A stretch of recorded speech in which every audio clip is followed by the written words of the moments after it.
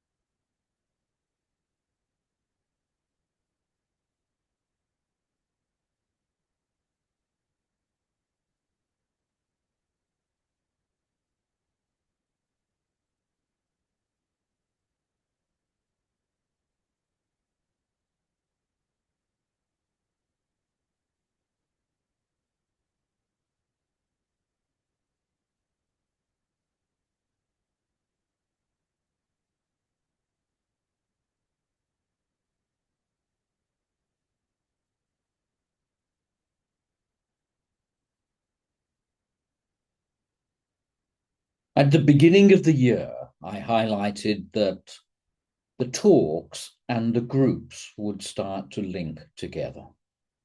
And there would be connections between the talks to come and the study of the groups that was underway. Today's talk is one such talk. If you are studying the ego, well, then this is a talk which will connect and highlight the very essence of our field of discovery. If you are studying love, then love also will be highlighted during this talk. If you are working through a spiritual life, then also this will have a connection to that. If you are working in meditation and undertaking a meditation practice, no matter how successful, this talk also will have connections to those studying meditation. I will also bring up a little point that may have been missed in last week's talk about the ants and sugar and salt. This talk will also have connections to groups and conversations to be had in the future. And it is at the very essence of much of the teaching that is being given, no matter which group or talk that you may listen to. So we're going to do a brief talk to begin with, the healing list, a more expanded talk, and the potential then for some questions if you would like, just regarding this issue. We'll have time for general questions in a few weeks' time. So let us begin. Last week in our talk on the ants and the sugar and salt, there was one line which has relevance this week. And that was, once the ants discover the sugar, they eat the sugar until all the salt is washed from their being, and they will never go back to salt again. Now, this simple line has connotations in many different parts of one's life. In essence, it's about the evolution of one's conscious attention. That if one is conscious in a certain way, then one focuses on an aspect of their life. So your consciousness may focus on the issues of the body or the issues of the mind. It may focus on the energy or life force working through you, or one trapped in, well, the very enjoyable land of bliss and love. If you are focused there, then you'll become caught there. And one would say, if they come to a guide or a teacher, how do I evolve through each of the levels of my conscious evolution? And the important thing here to remember is not the body or the mind, but it is the field of consciousness that one is working with. And where you hold your attention, then that is what becomes real to you. If you hold your attention on, let us say, difficulty and challenge, then your life will be full of difficulty and challenge. Now, this is the law of consciousness, if you would like. The law being, wherever it shines its light, that is what comes to life. So consciousness just goes where cause and effect, or karma, directs it. Karma directs consciousness to focus on certain aspects. Until you have control of where your consciousness goes, it'll just focus on daily matters and daily life. This will be highlighted soon. So in the story of ants, sugar, and salt, this is then the ants discovering that they can change their focus and they can wash away the old beliefs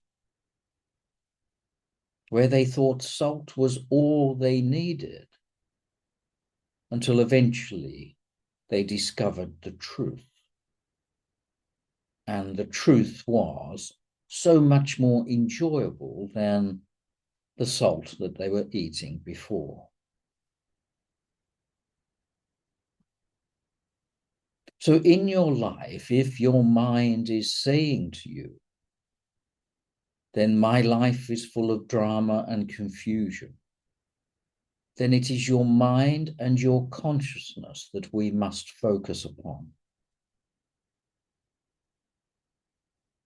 Gaining control over these factors will alter your life to such a degree that you will leave behind the salt and you will gain the sugar. It will take a little time to let go of old behavior, but you will change if you keep true to your path. Those studying spiritual life and evolving spiritually, then think about this too. Is your life changing or not? Are you just caught eating salt? Is there the conscious effort to adapt, to work with the mind, to direct your consciousness elsewhere, to focus on what is positive or what you wish to occur?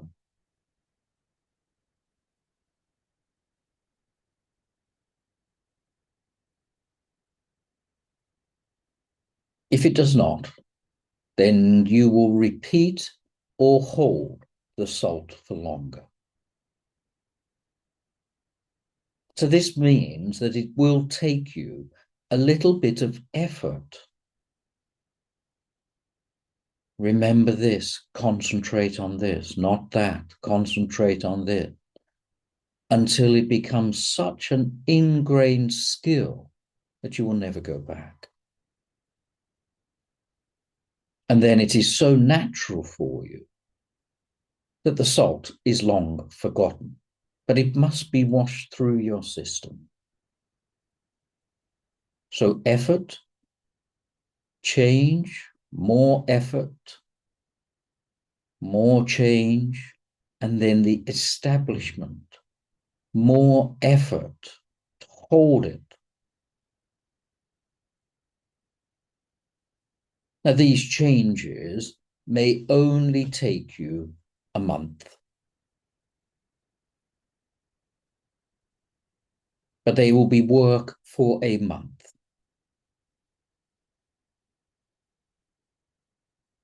And this will also be highlighted in the second part of the talk to come. So if I said to you, you can leave salt behind and gain sugar, it will take you a month. Would you do it? Is the reward sufficient? Now, the word reward I actually do not like using, because it says there is a goal to achieve. And the goal, in essence, only exists if you want to focus upon. The only goal one could have is not the achievement of something, but the revealing of your true self, of your spirit nature, the revealing of your spirit nature. That is not a goal to accomplish, but a goal to reveal within you. You can't gain any more spirit nature than you already have. but your consciousness is focused in the wrong way.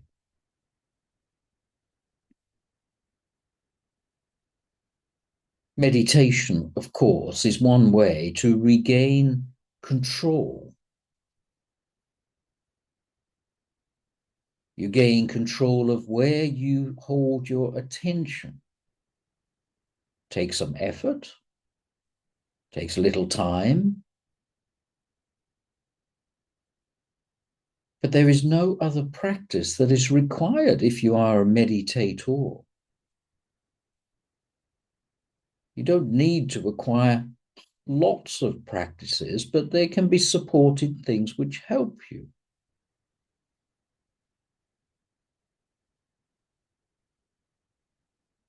I have said before, the three practices in essence will take you to the land of sugar, a prayer, meditation, and contemplation. Each of those three, if done correctly, take you to the same end place. And you must understand them in their truth.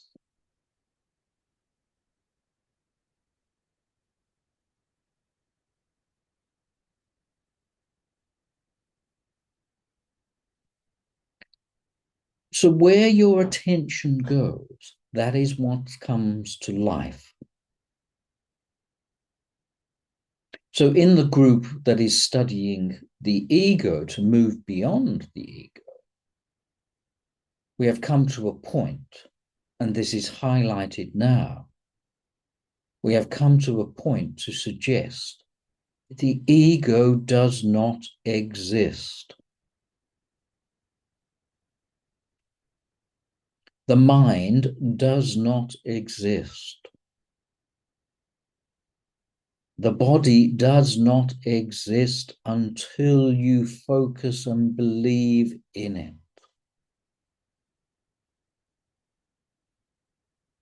If you believe in ego, then you are an ego. If you think you are the mind, then you are the mind. If you think you are a body, you are the body. It is the thinking that creates this. The thinking you are the ego means ego exists. And if you stop your thinking, you stop your ego.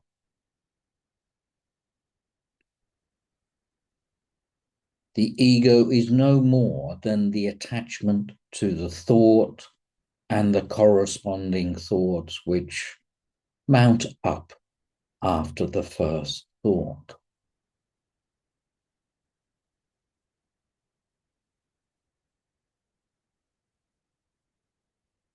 So all of your world on a personal level is because you think it is so. Karma is directing the thinking of it. Have control. Develop your essence of truth by holding the truth. A month. A month to change your world.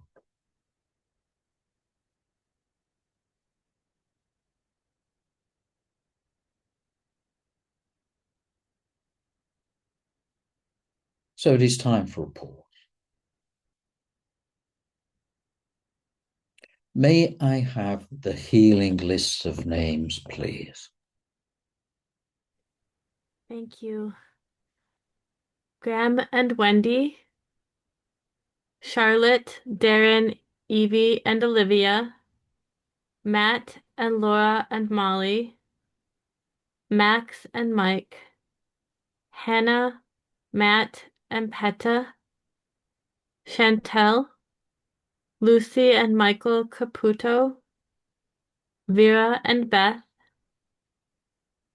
Barbara, Sheila, Chloe, Tracy, and Karen, Wendy, Tan, Cynthia, Adriana, Linda, Stephanie, Claudio, Ross, Howard and Chris, Kathleen and Anne, Helen Lunk, Jesse, Kevin and Susie, Coulter, Deborah, Helen, Audrey, Sydney, Marty, Brian and Wendy, Jean, Paulina, Dave and Keiko and Django Cat, Mitsuki Kai, Jill, Britt, Mason, Stephen, Matthew, Eric, Marianne, Jody, Louise, John, Andy, Don, Danielle, and Mirabai. And of course, may all be happy. Thank you.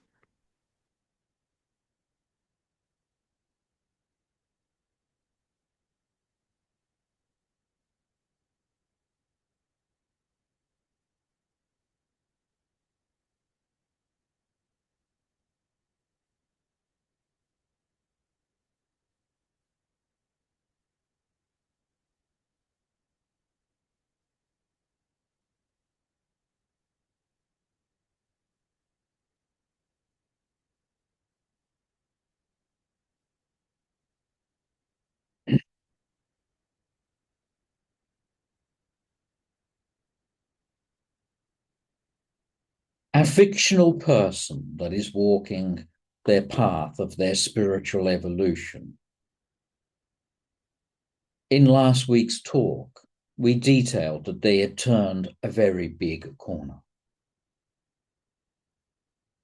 They'd left the world of pride behind, pride being dependent on external circumstances and getting approval from others, always on shaky ground, always looking outwards, seeking reinforcement for what it has achieved and the accomplishments it has made. And our person moved from pride into courage. And courage now, rather than being looking external for validation, seeks its validation internally. As one now looks inwards and sees that there is a capability that one can do, one has. The capability to handle all problems and difficulties, to surmount any hurdle, to go round any obstacle, to go beyond anything that falls in its way. And this then is reinforced only by the internal work. The internal courage sees the gains, the positivity, and all that is made. And therefore, the establishment of self-esteem becomes ever higher. Not self-esteem in an egotistical way, but just a revealing of the truth that is within the courageous person. But one who dwells in this courage perhaps is still only 25% of the way through their spiritual evolution.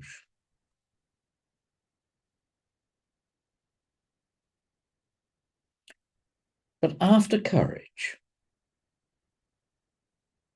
one seems to change. And one seems to be more neutral in the way they look at life. You see, courage still requires an external circumstance to defeat, to go past, to go around, a problem to surmount. And these problems may have been generated by old beliefs or habits. and therefore the problems are seen as a positive. But with courage, there can still be a duality that occurs. There is I, one full of courage. There is a problem to beat, and I summon up my internal resources to go beyond it. But as one evolves through courage to make these big changes that one has made, there is no going back to the old life now. It is only forward until one finds a ground to dwell in. But as one becomes established here, courage changes into neutrality. One becomes very neutral to any of the events which occur around. And therefore, minimalizing some aspects of duality. As one becomes neutral, one doesn't see the problems at all and sees that these can be drifted through, does not accept they are positive or negative, does not expect that their world should change in any way. But one becomes very content in the neutrality of existence.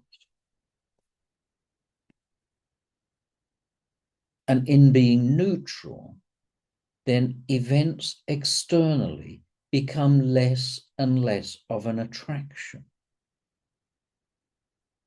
The neutral internal life, the contentment found here, now becomes ever deeper. And one knows that whatever the external world delivers, then there is no issue with it. And so courage seems to be less required, although it can be used at any time. One just sits in humility and peace. And whatever is coming, it will not disturb my peace. And peace then becomes so all-encompassing that one can easily remain at this level and sit within the neutral life, never needing or wanting to change. And indeed, it may be many years, many months, or even many lifetimes that one then stays in this area and does not take steps to go further in their spiritual progress, which we'll highlight next week. The way this area can change. But neutrality is not doing nothing. It is knowing whatever is to be done. It is perfectly fine the way it is. So there are glimpses of perfection here, but only glimpses. They are not permanent yet. One sits here, maybe has the beauty of peace and love, but there is so much more in front of the person yet. So there's a very important point to notice here. It is true now, as I describe this stage a little further, for ones who get caught in meditation with thought. It is also a description of ones who get in meditation to a void and do not know how to pass it. It is of assistance to ones who do not feel or associate with love in any way. There are many people who can't feel love. Some of that is error, and some of that is true. But at this position of neutrality, of just being settled, one must determine between detachment and non-attachment. These words are very similar, but are very different. Detachment means one avoids life. And any obstacle that comes, one avoids it and refuses to be involved. And this is a feeling of numbness that can arrive. If one would continue in their meditation with this belief in them, their meditation will come to a point where the mind is still. There is nothing. And there will remain nothing. And then this becomes like a black hole that doesn't take any steps further until there is a system.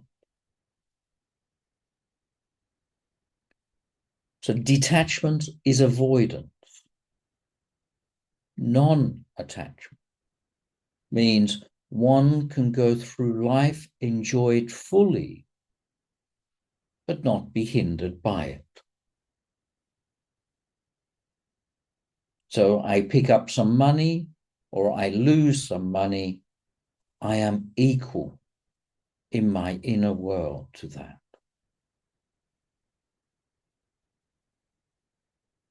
So non-attachment, its essence is built in love.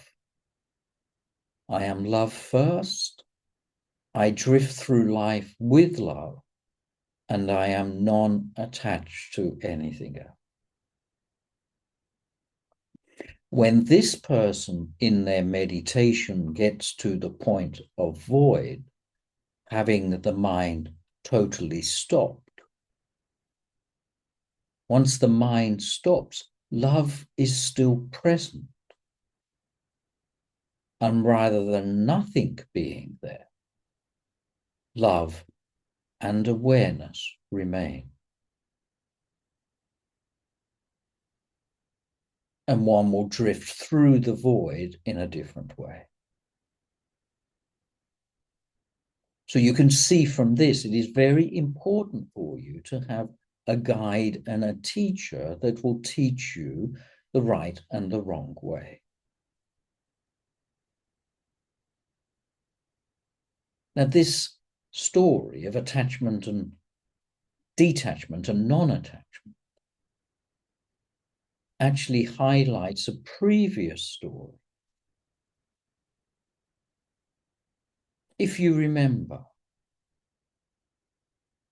there was a story of a young child that places lots of effort in the accomplishment of a certain skill. And when undertaking a competition, is rewarded by the trophy. And the parents would say to that child one of two things. The first, look how good you are. Aren't you wonderful? You are fantastic. You have won this trophy. You are perfect. This child gets reward based on what it achieves and not who it is. So it believes the more it does, the more it will become. And if that was a child that went to meditation, and if that person continued for long enough, they would get to avoid and be stalled there. The alternate way would be to reward the child's effort and not the child. All your effort was worth it. Look at how much you practiced and what was the result of that. You did hours and hours of work, and this is what you have got. A potential pitfall here, as I said, was that child also needed to know that love was with them. So the child is loved regardless, and then the effort they place gets the reward. So this then is putting it in the correct order. You are loved first. Your effort gains your reward. Does this also not say find spirit first? Find love first. And see, then this child, if it did meditation and if it did sufficient practice, which it is perhaps more likely to do, it would get to the void with the feeling of love within it. And the child would then journey through the void with love in its heart. So if you are in a relationship or friendship, your friendship should start with love and then what they do. It's the same with your adult children. I love you. This is the reward for your effort, your success, or maybe your failure. It does not deter my love for you. So in your relationships, start with love. Start with, I love you. And then put the effort second. I love you. This is what you have done. I love you anyway.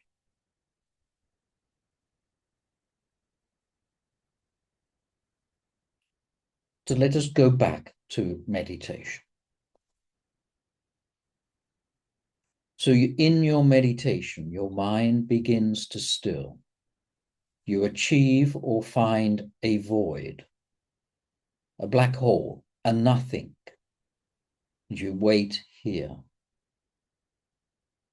assuming you are like the first child and do not have love in your heart. Then as you get consistent of finding that space of void, you should begin your meditations with the building of love, and then meditate, and then achieve the void. If you are a person that does not know what love is or cannot find it,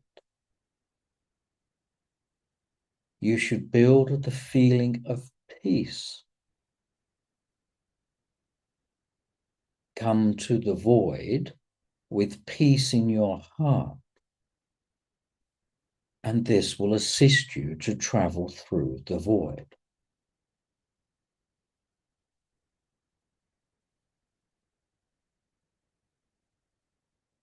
So let us get back to our point. The point is, live your life with love and non-attachment. Love is your priority, or peace if it is difficult for you. Walk through your world. Have love for self. If connections are made, have love first. Do not hold anything or anyone. Remember, whatever comes, let it come. Whatever stays, let it stay. Whatever goes, let it go. This is non-attachment. Have love as your priority. When love is your priority, then the way you interact with your world will be secondary. This is the period of time, or the period of your spiritual evolution, of your neutrality to life.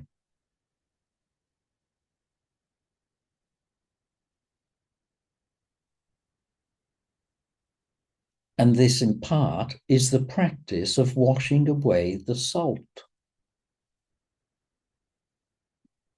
to reveal what is truly with you.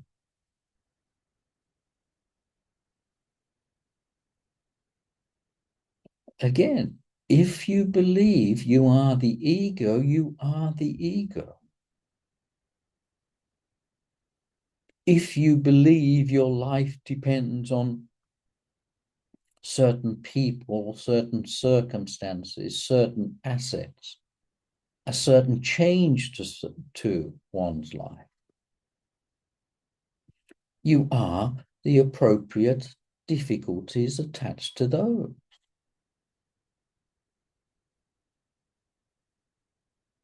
Bring your awareness to the truth of love within you. It is not something that needs to be battled with. It is just an opening to the love.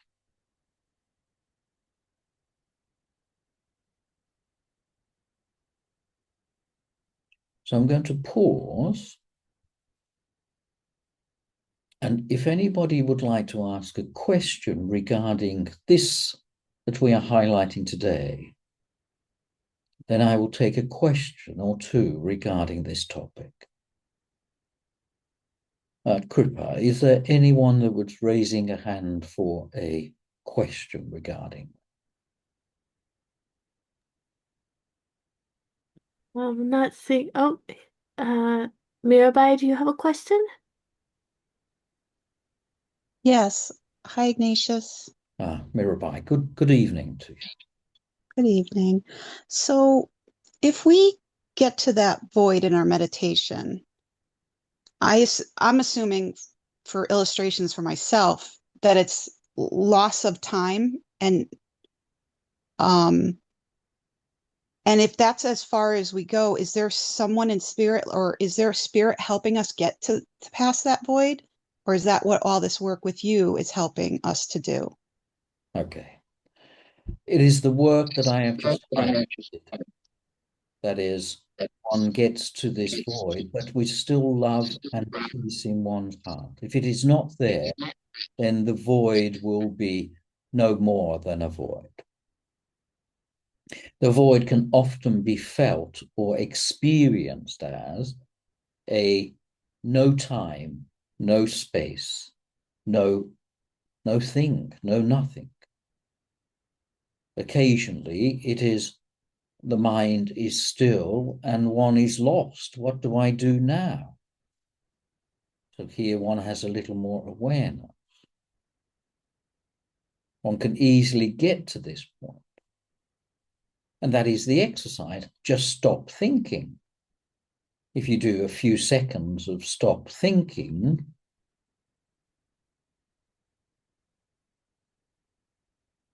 the very edge of that void is revealed. So let us go to that. If anybody was to stop thinking, let us say for 2 or 3 seconds, and reveal what does it reveal? It reveals that you are still there, you are aware, but if you can stay there just a little longer, you'll realize that the body and the mind no longer exist to you. And you are revealing Here you are revealing your soul self. And if one is to dive deeper into that journey, into that emptiness that is the first stage of this form, the emptiness that is revealed does highlight in time another shore, as it's called, another land. This is the land of immortality. So, to answer your question, one can get to this point, have awareness, and there is a no sense of self. One could possibly lose awareness, as in no time, no space, as you said, and you close your eyes and open them a second later, but 1 hour has gone by. And now we're in a slightly different position, a little deeper than the first, but one should approach both of these states with the feeling of either love or peace within them. And then one becomes the love, not witnesses the love, not holds love, doesn't have love in the heart. One is the love because love is all that remains. This becomes the edge of the land of immortality, the other shore, the nirvana, the heaven. So as one becomes silent in mind, you touch the soul. As one becomes aware of this other land, other shore, one is touching the spirit. Slightly different. Mirabai, again, a longer answer than perhaps you needed, but I trust it is useful to you.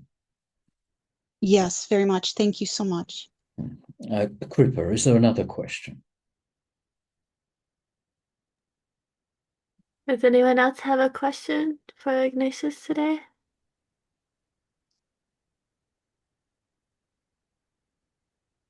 I'm not seeing anyone, Ignatius. Thank you.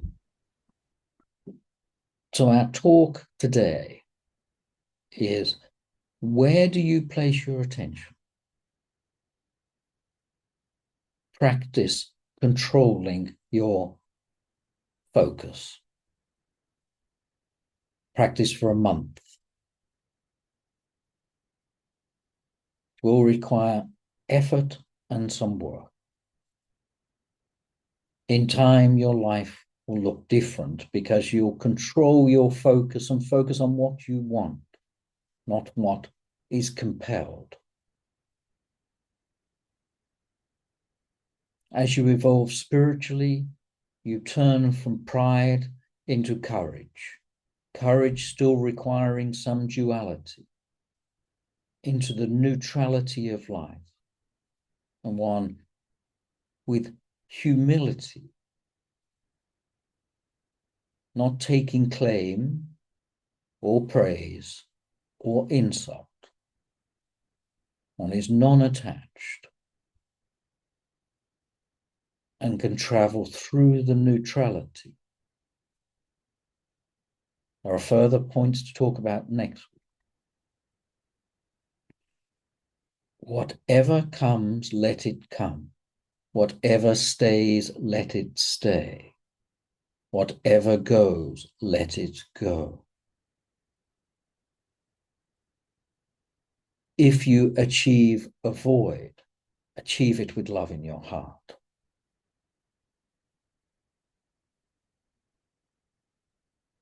You need a guide, a teacher. One can assist you at these points if you are not making progress.